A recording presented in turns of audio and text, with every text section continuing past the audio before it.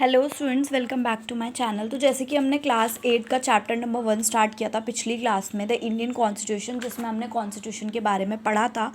तो आज हम नेक्स्ट पार्ट स्टार्ट कर रहे हैं, जिसमें हम देखेंगे कि नेपाल जो हमारी नेबरिंग कंट्री, वहाँ के लोगों को क्यों जो है कॉन्स्टिट्यूशन चेंज करना पड़ा। क्योंकि नेपाल में जो है मोनर्की रूल था। मोनर्की मतलब जहाँ पे किंग के पास सारी पावर्स होती है, किंग ही फाइनल अथॉरिटी होती है, ठीक है।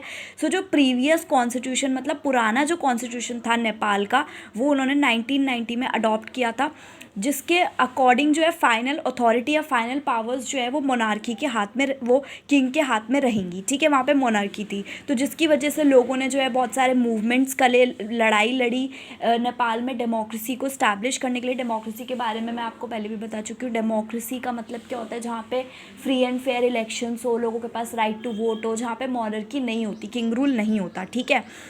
2006 में फाइनली जो है फिर किंग की पावर्स का जो खात्मा था वो हो चुका था नेपाल में।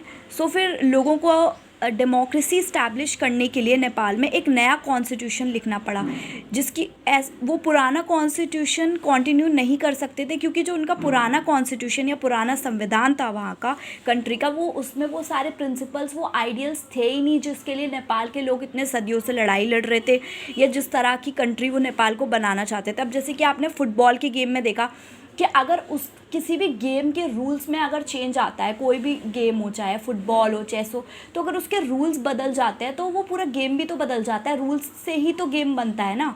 अब रूल्स अलग अलग है तभी गेम्स भी सारे अलग अलग है। तो उसी तरह से अगर नेपाल को मोनार्की से डेमोक्रेटिक गवर्नमेंट की तरफ मूव करना था, तो उसके लिए उसके रूल्स में भी चेंज आने ज़रूरी थे। डैट मीन्स के कॉन्स्टिट्यूशन में चेंज लाना ज़रूरी था।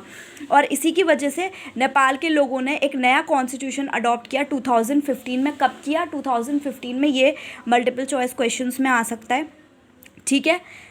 Thank you.